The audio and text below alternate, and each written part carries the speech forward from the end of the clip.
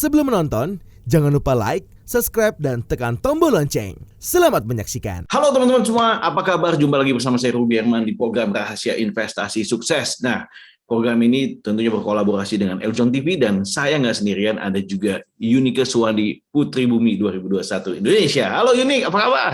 Halo Ko, halo semuanya. Kali ini kita mau ngomong tentang uang elektronik. Sekarang ini kan banyak banget tentang cashless nih. Bagaimana untuk mencegah juga pemutusan hubungan dengan COVID. Nah, dibutuhkan namanya uang elektronik. Nah, sudah hadir bersama saya ada Bro Vicky Gan Saputra. Iya, beliau ini adalah CEO dari Netsme dan juga co-founder dari Netsme. Nah, apa itu Netsme? Kita mau ngobrol-ngobrol. Kenalan dulu dong, Bro.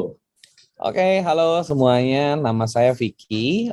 Saya co-founder dan CEO dari Netsme Kreasi Indonesia. Practically, apa yang saya kerjain itu lebih ke arah we are trying to provide like a payment system, especially untuk keseluruhan warga masyarakat Indonesia, ya, agar mereka memiliki akses khususnya untuk digital payment dengan cara lebih mudah. Most likely yang kita kerjain itu khususnya untuk payment system ini kita banyak bergerak terutama di luar kota-kota besar sih, jadi kayak di suburb area, tapi juga tidak tertutup kemungkinan belakangan kita juga cukup intens, kita banyak berkolaborasi secara langsung melakukan B2B kolaborasi di mana kita menyediakan layanan digital payment as a service, kurang lebih seperti itu sih simpelnya. Wow, keren banget nih Pak Vicky tentang usahanya, tentang payment access nih. Terus Pak Vicky, mungkin kita mau tahu kalau tadi bisnisnya berjalannya tentang seperti apa yang sudah Pak Vicky jelaskan, kita mau tahu nih Pak Vicky, gimana awalnya bisnis ini bisa berkembang gitu? Maksudnya awal dari yang saya kerjain Iya. gitu ya kali ya. So awalnya sih kalau Netsme itu kita banyak bergerak sebagai kalau dilihat ya aplikasi kita itu awalnya tuh semacam kayak kita mencoba menjadi sosial media waktu itu. Sebelum saya mulai masuk terus take over dan juga melakukan revamping mengenai model bisnisnya. Jadi awalnya sih kalau dilihat sampai sekarang juga bisa dilihat juga aplikasi Netsme sendiri itu awalnya itu memberikan layanan solusi seperti kayak messaging maupun sosial media gitu loh. Kita mencoba waktu itu kali-kali lah Indonesia punya layanan messaging maupun sosial media sendiri gitu loh. Masa harus semuanya tergantung dari asing gitu kan, kurang lebih gitu. Tapi kalau kita bicara secara bisnis model, waktu itu begitu saya masuk kurang lebih di sekitar pertengahan 2017 lah ya. Saya lihat yang potensi pasar yang lebih besar, khususnya yang lebih banyak dibutuhkan, khususnya untuk masyarakat Indonesia, kayaknya lebih banyak ke arah digital payment. Dan memang sejak saya masuk, arahnya yang waktu itu saya mulai, ya langsung ngurus perizinan sih. Cukup lama, karena kurang lebih memakan waktu hampir 3 tahun ya, hampir 3 tahun, karena sebetulnya secara operasional sendiri, saya itu belum lama loh, kita sendiri baru mulai operasi secara penuh dengan perizinan yang kita miliki itu kurang lebih baru Januari 2021, kurang lebih seperti itu sih. Berarti cukup baru ya? Cukup baru, karena 3 tahun cuma ngurusin izin tok. 3 tahun ngurus izin nih. Ya, karena kita kan bicara di lembaga keuangan ya. Kalau kita bicara keuangan itu salah satu yang paling matters, yang paling prinsipal itu lebih ke arah perizinannya sih. Nggak setiap perusahaan bisa dengan mudah langsung memulai jump in gitu, and then bisa memulai bisnisnya khususnya di bidang keuangan seperti ini sih. Maka dari itu ya cukup challenging dan sangat menarik lah, kurang lebih seperti itu. Cukup challenging dan menarik. Ini 3 tahun kan waktu juga yang nggak cepet ya, Bu. Kenapa lu terus-terusan fokus dan berjuang di sini nih, Bu? Apa yang lu lihat sih, Bro? Pertama lihat potensinya ya. Kalau kita bicara terlepas Indonesia itu memiliki jumlah penduduk yang luar biasa besar ya. Tapi kalau kita dan juga kalau yang cukup menarik di sini exposure terhadap digital ya. Gua belum bicara mengenai literasi ataupun inklusi, tapi kalau kita bicara secara exposure digital itu juga udah cukup besar. Bisa dikatakan kan kalau kita bicara di di Asia Tenggara lah, Indonesia kan yang terbesar ya. Tapi salah satu hal yang menarik kalau kita bicara digital apapun, mau digital bisnis pun, menurut dari saya sendiri segala sesuatunya entry point yang paling yang paling pas itu justru dari digital payment. Kenapa? Whatever that you do in your digital in your digital space ya, punya impression gede, reach yang luar biasa, engagementnya tinggi, tapi nggak bisa dimonetize kan capek-capekin diri sendiri ya. Kurang lebih begitu kan, bro? Iya, betul. So, entry point yang paling baik untuk suatu kalau kita mau ngembangin bisnis, terutama digital ya, berarti kan pertanyaan pertama adalah how you pay, how you monetize gitu loh. That's why before saya ngurus Nesmi ini kan, previously saya, as you know that I'm dealing with digital bisnis lainnya yang cukup lumayan lama gitu kan. Itu memang kita lihat memang salah satu pain point yang cukup kritikal itu most likely di bidang digital payment-nya. Dan kalau kita bicara digital payment, betul hari ini udah banyak sekali pemain lainnya yang raksasa-raksasa, Dekakon and everything. Tapi kalau kami lihat masih banyakkan menyasarnya untuk kalangan di perkotaan besar gitu loh. Nah, sementara kalau saya sendiri, Nesmi sendiri itu kita mencoba menyasarnya lebih ke arah dari sejak awal itu memang ke arah daerah-daerah suburb, daerah-daerah perkotaan kecil. Kurang lebih kayak gitu, bro. So, kalau kita lihat seperti itu, harusnya kita lihat secara statistik, number dan sejenisnya, kita bisa lihat bahwa potensi Indonesia tuh luar biasa besar sekali sih. Anyhow, kurang lebih seperti itu, bro. Karena simple that we take a look itu selama makin ke sini, apalagi dengan adanya pandemi, apalagi dengan seperti ini, kita makin menyadari bahwa if we are talking about cashless ya, cashless payment become, kalau tadinya cuma sekedar fancy gitu ya, fancy things now become one of sesuatu hal yang dibutuhkan gitu loh. Whatever dealing business yang what you want to do kan, at least kan you need to get paid, right? Iya. Benar sekali. Jadi lebih mudah ya. Pembayaran yang paling cepat, aman, murah, dan yang pastinya reliable lah kurang lebih. That's what we are doing right now. Wow, keren banget. Ngomong-ngomong tentang pandemi nih, Pak Vicky. Kendalanya selama pandemi, kalau misalnya usaha-usaha yang lain kan mungkin kendalanya sangat berat ya, apalagi masa pandemi ini. Kalau tentang Nesmi sendiri itu gimana nih di masa pandemi ini? Gini, I strongly believe saat pandemi ini most of the business ya cukup challenging ya untuk bisa menghadapinya gitu. Tapi ya memang kita lihat terlepas challenging-nya luar biasa, kita lihat justru ini juga opportunity juga sih, khususnya kalau kita bicara di digital space ya, di payment dan sejenisnya, kita lihat memang justru pandemi ini menjadi semacam kayak sejak 2 tahun terakhir ini menjadi titik tolak gitu loh. Kalau tadinya yang saya sampaikan kan, kalau tadinya awalnya sekedar fancy, sekarang dengan adanya pandemi ini digital payment menjadi suatu kebutuhan gitu loh. Jadi satu hal yang kita lihat ya prospeknya justru makin bagus sih, kurang lebih kayak gitu ya. Mantap, jadi makin karena butuh orang banyak pakai. Nah sekarang gue mau nanya nih, bro, udah berapa banyak nih user yang pakai Nesmi dan juga udah kolaborasi sama brand-brand apa saja? Oke, so kalau kita kan sebetulnya buat gambaran juga ya, bahwa kita punya aplikasi itu, gua basisnya itu ada 2. Basis aplikasi gua tuh ada 2. Basis aplikasi gua tuh ada 2, bro. Jadi kalau kita bicara secara pembayaran, aplikasi pembayaran satu lagi, dan satu lagi itu kita punya aplikasi untuk merchant. Kurang lebih kayak gitu. Nah, jadi kalau kita bicara dari 2 aplikasi itu, kalau secara aplikasi pembayaran kita, itu practically gue belum banyak sih ya, kita baru sekitar 3 jutaan. Tapi kalau 3 juta lumayan loh. Bro, compare with others, believe me, it's nothing. Nothing. So, but we quiet inilah. Kita cukup happy karena practically kita bukan jalanin ini dengan bakar-bakar gimana banget ya. Kita benar-benar bertumbuh relatively semi organik lah, kurang lebih kayak gitu. Low cost kita kan juga nggak punya banyak privilege gitu ya, kurang lebih untuk bisa gimana banget gitu. Jadi ya so far kita memperoleh traction yang cukup lumayan, itu satu dari segi pembayaran. Kalau dari segi merchant-nya sendiri, hari ini kita udah bicara di angka 8.000 lebih Dan harusnya sih kalau semuanya nggak ada isu, akhir bulan ini kita bicara di angka 10.000 ke atas sih. So growing-nya cukup cepat karena berbagai macam inisiatif program kolaborasi yang kita jalanin sih.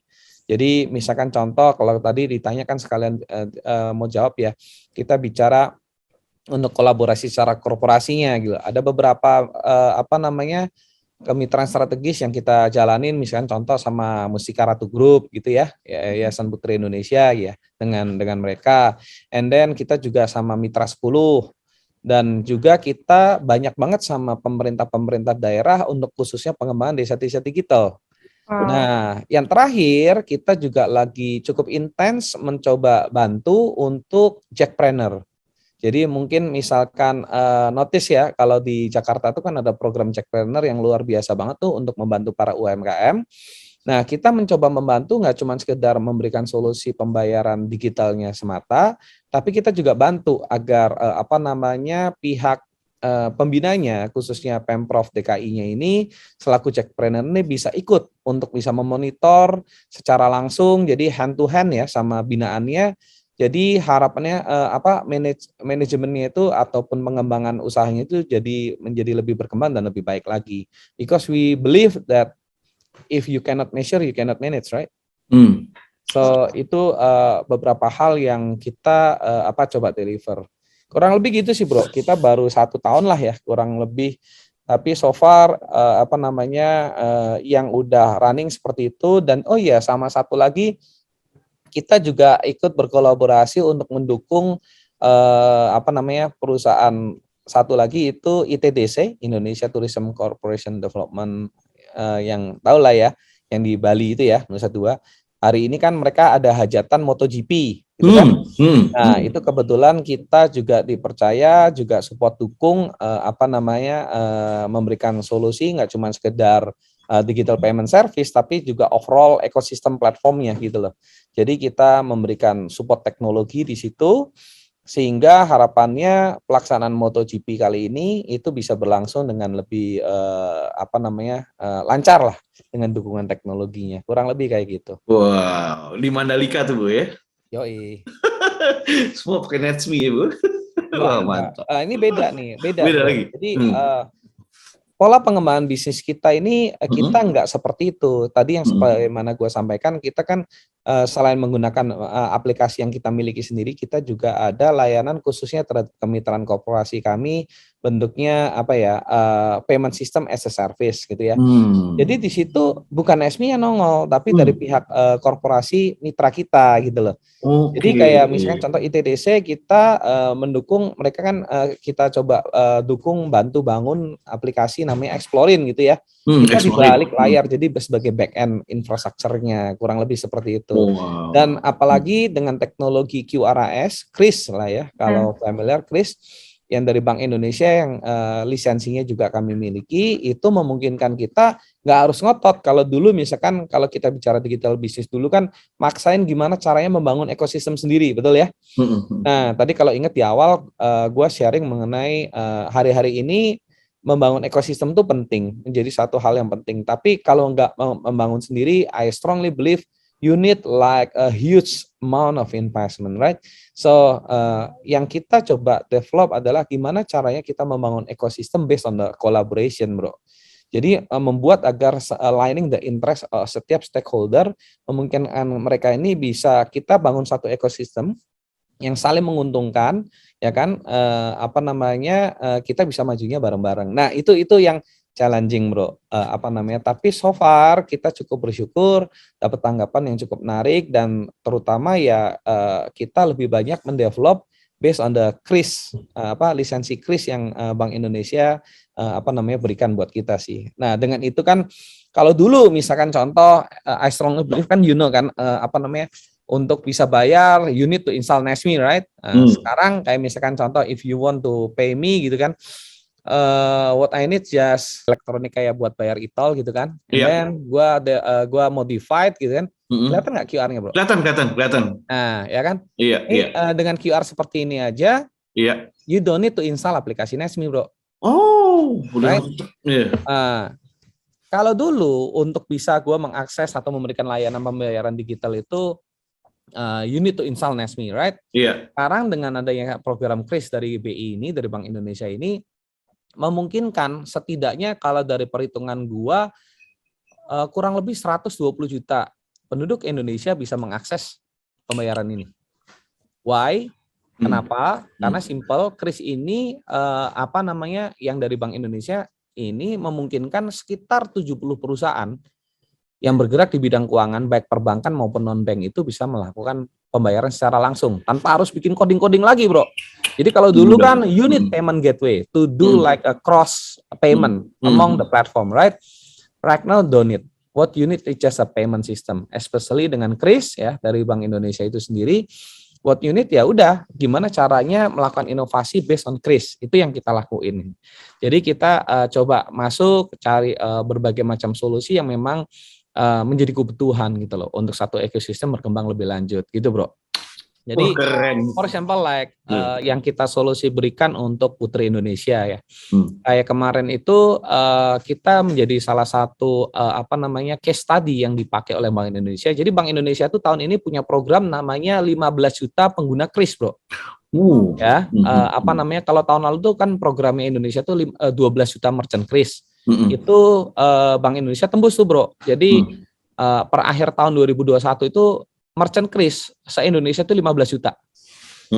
So, strongly believe kalau misalnya kita bicara secara payment system dibandingin EDC dan lain sebagainya, mungkin KRIS ini adalah merchant dengan penyebaran yang paling luas se-Indonesia. Iya. Luas, mudah juga ya, luas dan mudah. Dan lu nggak perlu ada investasi EDC atau sejenisnya kan. You can use your own mobile phone or just cetak kayak gini doang, bro. Iya. Right? Simple that way. If you want to try untuk pay me gitu kan, pakai ini juga bisa, bro. Dari layar ini doang. Gitu, bro. So, kita membuat satu develop platform tuh yang kita dukung buat Putri Indonesia kemarin itu suatu open platform sehingga orang ngevote itu nggak harus menginstal atau visit atau all the hal-hal yang menyebalkan gitu kan untuk dulu dan sejenisnya kan. Nggak memberatkan handphone lah ya, nggak memberatkan handphone. Ya, nggak memberatkan. So whatever apps that you have in your app, misalnya contoh Bro Ruby sekarang lu pakai apa? GoPay, OVO, and all the game pasti pakai dong. Iya, GoPay pakai, OVO pakai. Iya. Banknya pakai apa? BCA. BCA. Mandiri ada. Iya, Livin. Ada. Lu pakai Living, pakai BCA ya kan? Iya. So whenever you want to kayak misalkan contoh GoPay gitu kan, GoPay atau gue sebut merek lain ya, is okay, right? Misalkan GoPay, even myself, even my own apps ya Nesmi. If you want to vote using my app gitu Nesmi gitu kan, kan Nesmi GoPay itu is similar, OVO juga similar. Kita most likely untuk bisa melakukan pembayaran, we need to do like top up atau kita harus linkingkan dengan rekening bank kita. Kan pilihannya kan seperti itu. Itu kan ngeribetin ya, bro, right? Sementara as you know, kalau di uang elektronik kita kan nggak semua punya saldo yang cukup berkelebihan gimana, betul kan? Iya. So mostly kan saldo kita ada di mobile banking, ya kan? So kalau dulu misalkan you need to install something or you need to visit something yang gua kembangin buat Musika Ratu, you can use your own mobile banking, for example like BCA atau Living atau BNI, whatever lah ya. Connect semua ya. You can do vote instantly. Wow. So itu salah satu case study yang kita kemarin cukup happy, kita cukup berbangga dipakai sama Bank Indonesia untuk gimana caranya agar kalau tahun lalu tuh lebih ke arah merchant, pengembangan merchant, tahun ini tuh kalau Bank Indonesia ekspektasinya pengguna gitu, bro. Karena terlepas merchantnya luar biasa banyak, terus orang yang bisa melakukan pembayaran ini tadi yang gue bilang kan. Kayak pengguna berapa? Dana aja kalau nggak salah 90 juta user, ya kan? GoPay lebih banyak dari itu. Gue bilang kan, maksudnya pengguna elektronik aja di Indonesia mungkin penetrasinya udah luar biasa. Betul. Ya kan? Tapi faktanya mereka melakukan pembayaran langsung seperti ini masih sedikit, bro. So ekspektasi dari Bank Indonesia gimana caranya agar semua platform bisa berkolaborasi bersama, meningkatkan penggunaan ini arahnya lebih ke arah untuk benar-benar cashless society di Indonesia itu bisa terbentuk secara bersama-sama gitu. That's what we are doing right now. Keren banget ya ini. Inovasi yang dilakukan tuh wow banget gitu. Iya. Thank you. Bro, lu kreatif banget dan wah keren banget. Boleh kasih tau nggak bro bagaimana kunci sukses ala Vicky Gunn nih? Wah, tips sukses buat para penonton juga nih bro. Kalau dibilang sukses kayaknya I don't believe like udah kejadian ya, karena kalau menurut gua sukses itu sendiri kan suatu proses yang terus menerus ya, nggak pernah ada habisnya sih ya. Gua cuman believe bahwa whatever it is ya, we just keep moving forward aja sih, keep moving forward so long that we strongly believe apa yang kita lakuin itu ada nilai tambah baik ke diri kita maupun ke pihak lainnya, ya just keep moving forward to make it happen. So itu yang kurang lebih selalu gue lakuin sih. Gimana caranya kita sama-sama bisa nggak cuman pastinya kita perlu hal yang positif buat diri kita sendiri, tapi hari-hari gini ya, apalagi dengan semakin interconnected kemana-mana, gimana caranya kita berkolaborasi dengan yang lain, tapi pada saat bersamaan kita juga maju sama-sama gitu. So for me it's simple, just keep moving forward, especially when you believe you can create added value for your own and then also for your own ekosistem gitu. Kurang lebih kayak gitu, bro. Keep moving forward, pokoknya kuncinya itu ya, dan percaya dengan apa yang kita lakukan itu pastinya nanti kalau kita berusaha ya akan sukses gitu. Nah, Pak Vicky, apa nih selanjutnya dari bisnis ini, rencananya dari Netsme nih? Rencananya simple ya, kita kan baru setahun gerak. Ekspektasinya kita kolaborasi dengan korporasi maupun komunitasnya itu nggak berhenti sampai di sini. Kita masih terus sedang mengembangkan dengan banyak melakukan integrasi maupun kolaborasi dengan banyak komunitas maupun korporasi lainnya. Harapannya kita benar-benar bisa menjadi payment system as a service yang bisa diandalkan khususnya buat kemitraan kami sih. Jadi memang arahnya apa yang akan dari kita sendiri Netsme kembangkan sendiri ada seperti itu sih. Wah keren banget Bro Vicky, all the best buat Netsme. Mantep banget, thank you so much nih udah berbagi sukses buat Netsme-nya. Dan pokoknya seneng banget kita bisa dengernya ya kan, di tengah kondisi pandemi malah bisa kolaborasi dan lain-lain, makin mantap. Sekali lagi thank you so much Bu Vicky udah berbagi. Teman-teman jangan lupa untuk download Netsme ya, pakai Netsme, apalagi ini sangat membantu sekali di zaman mungkin nggak cuman Netsme ya bro, gue sih sarankan bikin kris pakai Netsme deh. Bikin kris pakai Netsme.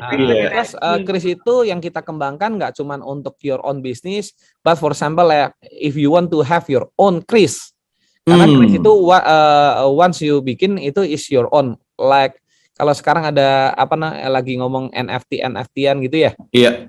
Ya kan NFT kan kripto dan sejenisnya itu ya menarik, tapi ya as you know masih agak cukup panjang ya kita bicaranya dan nggak bisa langsung dipakai kan. Lu pakai kris ya kan, ya udah simplify yourself man, simplify your life loh. Kayak misalkan contoh simpelnya ya lu download aja di aplikasi Toko Netsme, aplikasinya namanya Toko Netsme gitu ya. You do your own gitu kan, just register and everything, so long you do it in the working day and working hour, instantly you can have your own kris gitu. Namanya silahkan bebas, misalkan contoh jangan pakai nama pribadi, misalkan contoh RH atau Ruby channel atau apa, yes up to you lah gitu kan. And then you can have your own gitu kan, lu masukin di kartu lu sendiri kayak gini gitu kan, ataupun whatever it is lah. Jadi kalau misalkan ada yang Bro Ruby, ya udah nih gue mau transfer ya, atau misalkan gue mau bayar nih yang kemarin atau gimana ya, lu tinggal kasih lihat aja, nggak perlu kasih nomor rekening detail-detail kayak biasanya kan bro. Iya. Hari gini lu sharing nomor rekening terus ada nama lengkap diri lu sendiri. Resiko ya. Be ready that you are exposing your digital things to ya hari gini kan digital semua ya bro. You're exposing your personal things to the public bro. Wah iya. Apalagi kris Netsme, lu wajib pakai lah. Wajib pakai. Abis ini saya unik, kita mesti download ya. Ya pasti canggih banget lagi. Ayo teman-teman download dan pakai, betul banget untuk safety-nya ya, apalagi nama lengkap, wah ngeri banget kalau itu ya, benar nama lengkap sesuai KTP kan serem banget bro. Iya betul. Wah ini memudahkan bener. Oke sekali lagi terima kasih Bro Vicky, sukses juga, unik, thank you juga udah dampingin saya nih ngobrol-ngobrol. Oke, teman-teman, dengan demikian usai pula acara Rahasia Investasi Sukses, semoga bisa bermanfaat. Jangan lupa untuk tonton terus Rahasia Investasi Sukses episode lainnya. Saya Ruberman dan juga ada Unik. Sampai jumpa. Bye-bye. So, saya Mawar Salem, pamit undur diri. Ada kamera nih. So, gimana nih kalian? Pasti udah pada nonton semua kan? Karena kalian udah nonton, berarti kalian harus like and subscribe ya. See you!